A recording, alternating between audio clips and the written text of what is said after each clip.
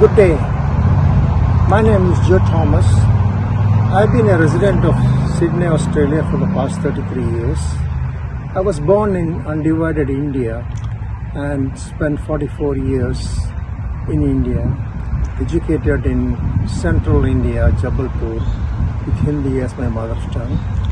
I was one of the 3 children of my father, who was a railway employee, and I had my education in a government-funded Hindi medium Catholic school. In those days, in the 50s and 60s, the school sports was only limited to soccer and hockey, and I had terrible head-to-ground coordination, and I could make nowhere in sports. And then my father, late George Sahab, as he was called in Jabalpur, set up a badminton court outdoor to play with some of his colleagues. And we the kids were given the privilege to play after the seniors finish and with the used shuttles.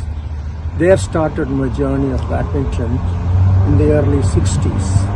And since then, for the last 6 decades, I have been hooked to this game, which has been really one of the fastest racket sports.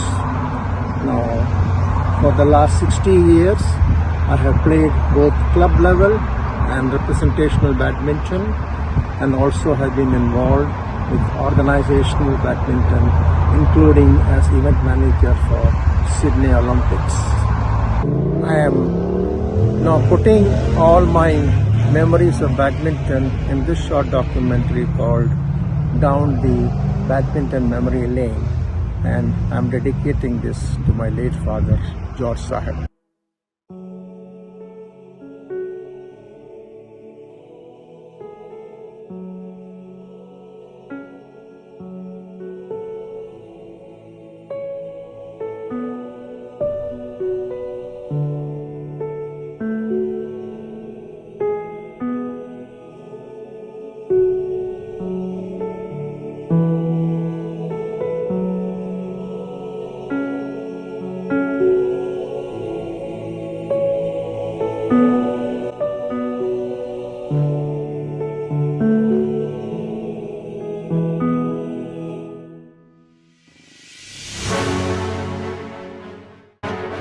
This is the basketball stadium at Condell Park in Bankstown. It's actually the biggest basketball stadium in Australia, but they also have got facility for badminton. I've been playing here for more than 20 years with an excellent group, and we play every Sunday afternoon 3 to 5.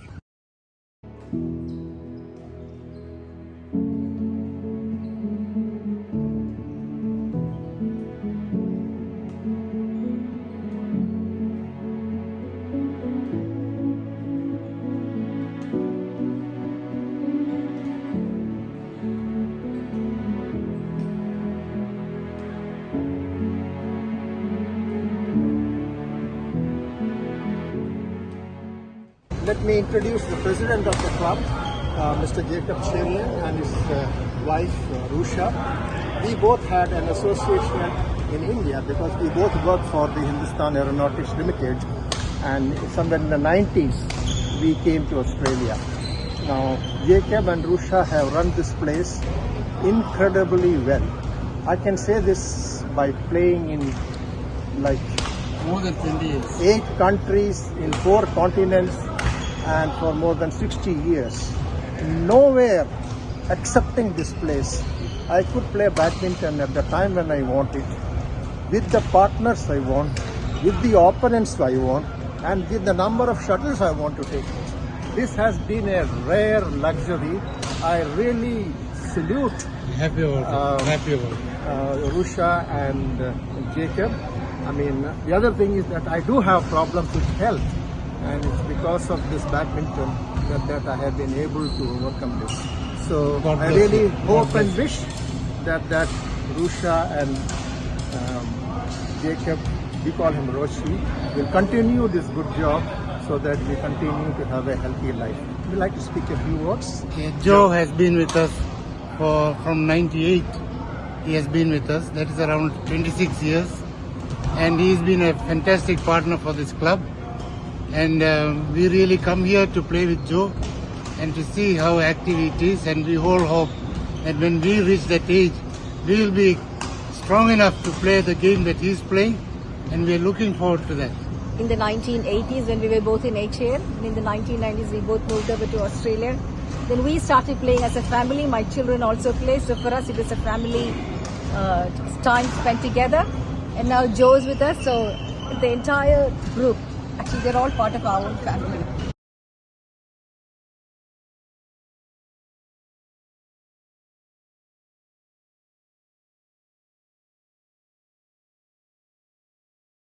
The group is managed by Mr. Jacob Cherian, pictured on the right. Rochi, as we address him, has taken care of all the badminton needs for over 25 years, ensuring all members unlimited games and unlimited shuttles at very affordable costs. Rochi is comfortable with the high level of responsibility and enjoys calling the shot. So I consider him as the alpha male of our group. The second pillar is Dr. George Abraham, a medical practitioner whose elder in the family founded the group over 30 years ago. We address him as Shashi. He attends badminton every Sunday when he is in town, brings other members in his fleet of BMWs and Mercedes-Benz, and encourages junior players by playing with them. Badminton is a very fast sport, and very often players suffer fall and injury. Dr. George Abraham immediately attends to the injured, even if he is playing, and does the needful. Some of us has opted to have Dr. Abraham as our GP, and in the past 10 years, Shashi has fully attended to my medical needs, much beyond his call of duty. And today, if I am alive and able to play badminton, mainly due to Dr. George Abraham. I call him the messiah of our badminton group. Badminton is a game that captures the heart and soul of the players and spectators with its astonishing blend of grace, agility, and explosive power. As feathered shuttlecocks soar through the air, defying gravity and physics, badminton unveils itself as a sport that combines athleticism, strategy, and sheer excitement like no other sports. Badminton, as we know today, began to take shape in British India during the mid-19th century. British Army officers stationed in the city of Pune were introduced to the game, and they called the game Pune, and they brought it back to England. The sports gained popularity in British social circles. It was often played at garden parties and among British aristocracy. In 1873, the sport was introduced at a party hosted at the county estate in Gloucestershire named Badminton House of Duke of Beaufort, and it is where the sports got its name, Badminton, after the venue. The game has evolved significantly in terms of technique, equipment, and competitive standards. The traditional all-wood racket, weighing over 250 grams, have now been replaced by all-graphite super light rackets weighing under 75 grams. This has enabled the fastest smash speed to reach up to 565 kilometers per hour as compared to 313 kilometers per hour in tennis. 2 hours of intense badminton enables burning over 1,000 calories. Badminton is not just a sport, it's a passion. It's a testament to the indomitable human spirit, pushing the limits of physical prowess and mental fortitude.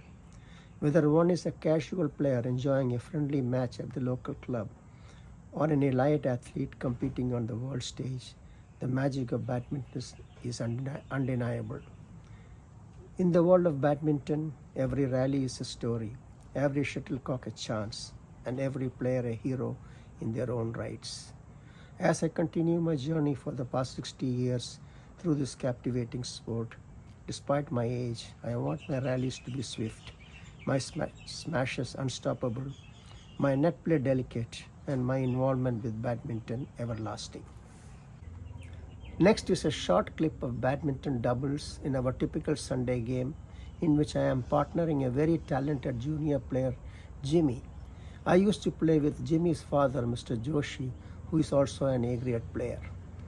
The background music is the very well-known Christian song Amazing Grace on violin, in remembrance to the amazing music talents of the grand dame of Indian violin, my mother-in-law, late Philomena Tambushetty.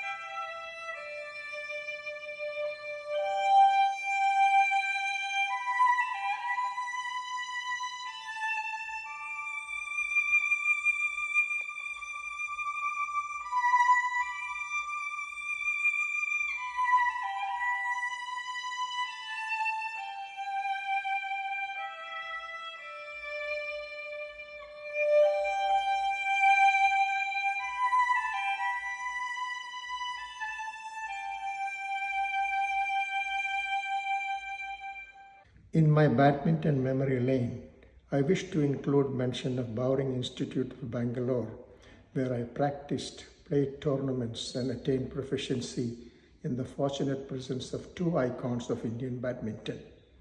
First in 1969, it was Satish Bhatia, the current national and Commonwealth champion. He was a tall, handsome left-hander and an Indian Air Force pilot.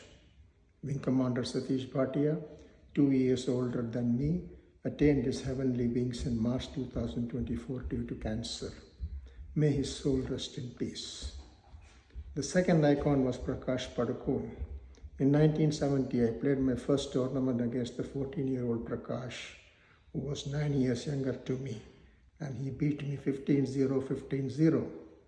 He then went on to win the national junior and the senior title in 1972 and the World Championship at the All England. To me, to be a sparring partner to Satish Bhatia and Prakash Padukone, national and world champions, was a unique opportunity to improve my game and love for badminton.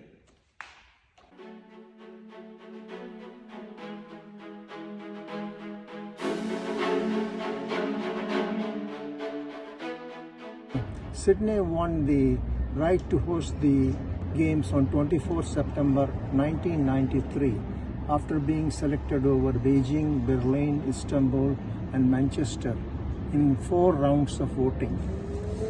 The Olympic project was divided into as a project on a vast scale, broken down into several broad phases, which were from 1993 to 1996 positioning, 1997 going operational, 1998 procurement and venue finalization, 1999 testing and refinement, 2000 implementation, and 2000 was post-implementation and wind down. Sydney Olympic had 28 events held in 5 precincts, which were Sydney Olympic Park, where we are shooting this, Darling Harbour, Sydney East, Sydney West and Interstate. which were only for soccer in Adelaide, Brisbane, Canberra and Melbourne. The main venue in Sydney Olympic Park, where we are now, where 50 events were held out of 28 in 13 venues, which included badminton, which was held in the Pavilion 3 of the Dome. A new suburb, Newington, housing the Olympic Village, was constructed from Greenfield Stage in Homebush Bay, 15 kilometers west of the Central Business District of Sydney. A new railway station called Sydney Olympic Park was built and operational from 1998. The village was purpose-built to house 15,000 people for over 30 days. It required 10,000 staff to operate it over 24 hours period, with more than 4,000 working at any time. Each day, some 3,000 guests will visit, creating a total population of 22,000.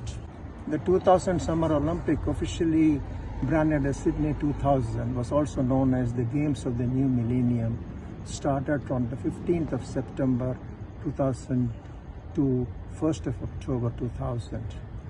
Teams from 199 countries participated in the 2000 Games in 28 events. 80 countries won 927 medals. Australia, the host country, was fourth in the medal tally after the United States, Russia, China, and the Games were estimated to have costed 6.6 billion Australian dollars. The equestrian event was the only event in which men and women were common participants. A male or a female rider uses a horse to undertake obstacles and show jumping. In the previous Olympic Games, Princess Anne and Princess Zara of British royal family represented UK. In the Sydney Olympics, Princess Haya, the daughter of King Hussein of Jordan, represented the Kingdom of Jordan. While I was watching this, I was reminded of the movie Sholay, as I felt that if only India had entered Basanti with Dhanno, then India would have definitely won the gold, because it was Basanti ki Ijjat ka sawal tha. Coming to the badminton event of Olympics, it was included as an exhibition sport for the first time in 1972 Olympics and became an official Olympic event in the 1992 Barcelona Olympics. Sydney 2000 badminton had 5 events, formerly men's singles and doubles, ladies singles and doubles, and the mixed double. And badminton was the only sport out of 28 which had a mixed double event or mixed event of men and women together. In all, 86 men and 86 women from 30 countries from all the 5 continents competed in 8 days from 16th of September to 23rd September 2000. 5 countries, China, Indonesia, South Korea, Denmark and Great Britain, shared 15 medals in 5 events, China topping with 8 medals, out of which 4 were gold. India was represented by Pullela Gopichan and Aparna Popat. Aparna is from my hometown Bangalore, and she had some difficulty, and as an event manager, I was able to give her the very first match on the center court, and she did pride to India. Gopichan lost to Ji Fin in the quarter-final. Unfortunately, 6 months later, he beat the same player to win the world title at All England. This was the closest for a gold to India. The Olympic Games finished in October 2000, and we are left with memories 25 years later. And while recollecting it, I can think of 3 highlights. The first was the indigenous owners of Australia, the Aborigines who have been owning this land and living here for 40,000 years. The very first gold by an Aboriginal was in the Sydney Olympic Games when Kathy Freeman won the individual gold in the 400 meters, which I personally saw and really felt proud. Also, Noah Paris won the gold in the women's hockey in the team event. The second highlight is the role of the volunteer army. Sydney 2000 was an important moment in Australia's sporting history for more than one. representing a sense of mass collectiveness and good will that in those politically divided times feel almost alien. This spirit was embodied by the game's 50,000 strong army of volunteers, who perhaps the biggest role in fostering the collective sports of game that any other group. The last is the fairy tale story of how Crown Prince of Denmark found that there is something about Mary of Australia. The Olympic might seem an unlikely place for a royal romance to begin, but it proved to be the background of one of the most enduring aristocratic love story of recent time.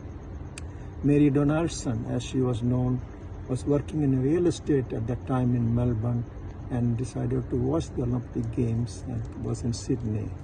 One evening she decided to join some friends at the Slip-In bar in Sydney, and in that night, in pure Hallmark movie style, when Crown Prince Frederick of Denmark stepped into a crowded bar in Australia during the Sydney Olympic 2000, little did he know that he was about to meet the love of his life, or that she would be a commoner.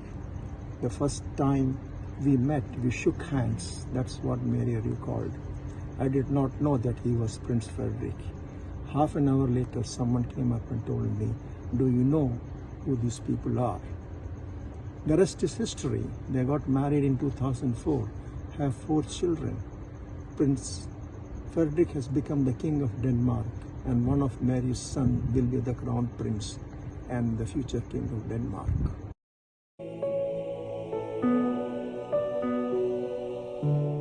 The Sydney 2000 Olympic was arguably the first time that the Olympic volunteers received not only local but also high visible international recognition. The Sydney Organizing Committee of the Olympic Games was able to mobilize nearly 47,000 volunteers during the Sydney Games. In economic terms, the volunteers essentially acted as an input of labor into the effective delivery of games, accounting for almost 41% of the total labor resource assigned. Approximately half of the 47,000 volunteers were specialists and were engaged as technology experts, equipment operators, or sports and fitness assistants, while the other half provided general labor, working as ushers, venue operators, or guides. The volunteers were recruited 2 years prior to the games and given orientation training, venue training, and job-specific training. Because of my badminton background and love for badminton, I volunteered for the sports event of badminton, and due to my background in playing badminton, being an accredited umpire and also PC literate, I was given the very difficult task of event manager, for which I received on-the-job training with IBM Barcelona in Spain for a week at the expense of the Sydney Olympic Committee. The majority of the volunteers worked on average 80 hours prior to and during the games, while some committing several thousand of hours to lead up to the event. The comparable worth of 7 million hours of unpaid work that they provided in the total has been estimated as 109 million Australian dollars. If the Sydney Olympic Committee was required to hire paid staff or contractors to undertake these services, then they were supplied by the volunteers, then the total expenditure of the facilitating the Olympic Games would have gone up by 4.5%. The public artwork Games Memorial is a tribute to the volunteers who made Sydney 2000 Olympic and Paralympic such a magnificent occasion. The polls list the name of 74,000 Olympic and Paralympic volunteers who contributed to these events. These games memorials were inspired by Stonehenge, the forest of the poles representing the densely packaged crowd around this in the Sydney Olympic Park is the shape of the crowd that inhabited during the Olympic Games. The names of each one of the volunteer has been inscribed, and my name is on this pillar. As volunteers, we had to undergo venue training and on-the-job training, which was done by the TAFE, and we each were given a handbook which had all the details and a mini pocket guide, which was copied by the Athens Olympics because they never knew about such a system. The completion of the Olympic Games, the Sydney Olympic Committee brought out a souvenir on badminton, which had everything to do with planning, execution, and completion of the badminton event. And I was proud to be associated with it as a volunteer because of my love of badminton and association with it both in playing and organizing for the last 60 years.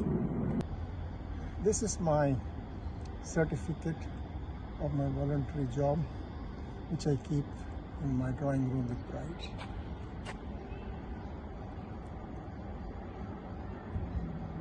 The very first poem actually gives the Olympic creed, which was spoken by Baron Pierre de Coubertin, who was the founder of the modern Olympic Games in 1894. The creed is, the most important thing in the Olympic Games is not winning, but taking part.